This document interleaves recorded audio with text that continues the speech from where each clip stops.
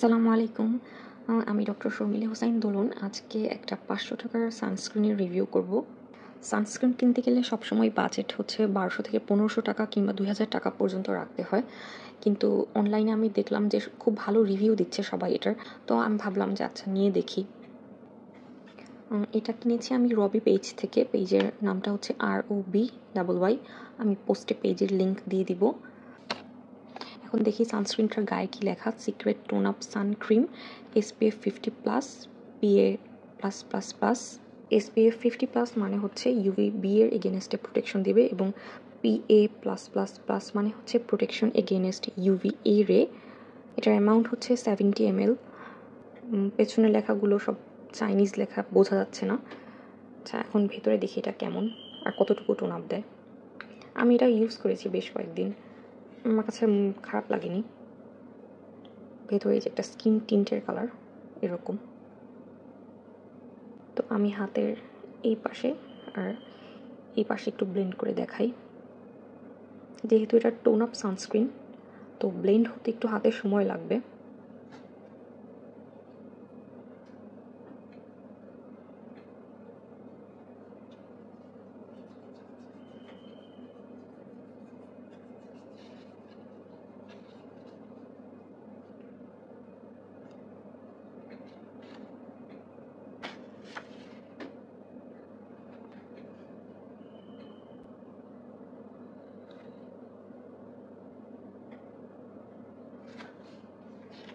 যে দুইটা হাতের ডিফারেন্স, এই হাতে আমি দিয়েছি।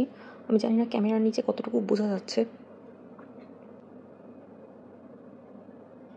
এখন হাতের এই পাশটা একটু ব্লেন্ড করে দেখি।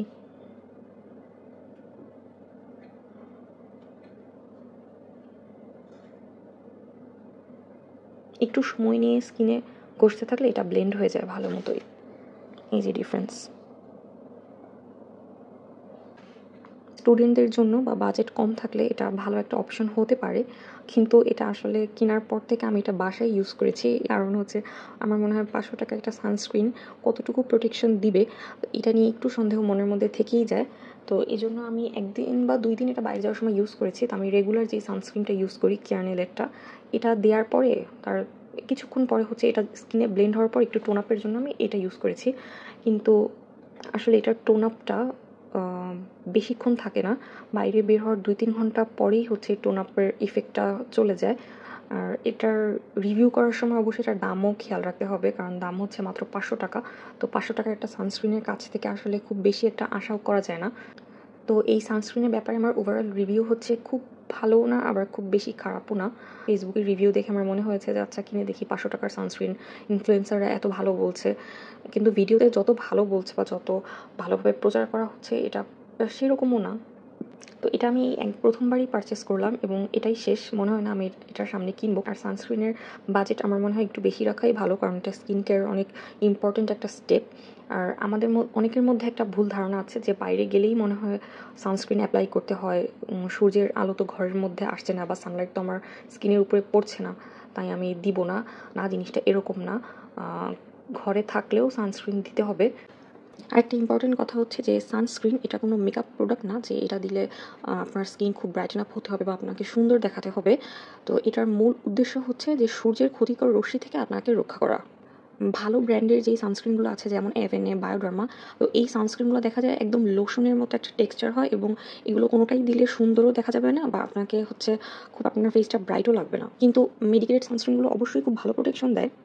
আর স্কিন ক্যান্সারের সবচেয়ে ইম্পর্টেন্ট ফ্যাক্টর হচ্ছে এই সূর্যের অতিবেগুনি রশ্মি। আরও স্পেসিফিক করে বললে বেজাল সেল কার্সিনোমার যদি একটা মোস্ট ইম্পর্টেন্ট ফ্যাক্টর বলা হয়, সেটা হচ্ছে সূর্যের অতিবেগুনি রশ্মি বা ইউভি রে। মানে সানস্ক্রিন হচ্ছে আপনার এমন একটা জিনিস যেটা আপনাকে স্কিন ক্যান্সার প্রতিরোধ করতে হেল্প করবে। তো এত বড় একটা পারপাস যেই জিনিসের, তো আমার মনে হয় না সেই জিনিসটার জন্য 500 টাকা বাজেট রাখা ঠিক হবে। এখন যদি কোনো স্টুডেন্টের অবস্থা বা হাউসে যারা আছেন তাদের অবস্থা যদি এমন হয় যে না, এই মাসে কোনো সানস্ক্রিন কেনাই সম্ভব হচ্ছে না, আমার বাজেট একেবারেই শেষ, ঠিক আছে, আমার মনে হয় তারা ইউজ করতে পারেন যে কোনো কিছু একেবারে না দিয়ে বাইরে বের হচ্ছে আমি একটা এরকম একটা লাইট ওয়েট একটা সানস্ক্রিন ইউজ করলাম, সেটা হতে পারে। কিন্তু মেকআপের জন্য বেশি বাজেট না রেখে বাজেটের একটা বড় অংশ সানস্ক্রিনের পিছনে খরচ করা উচিত। এই ছিল আমার এই সানস্ক্রিনটার রিভিউ। আর ইনশাল্লাহ সামনে আমি আরও ভালো ব্র্যান্ডের সানস্ক্রিন রিভিউ করার চেষ্টা করব। আসসালামু আলাইকুম।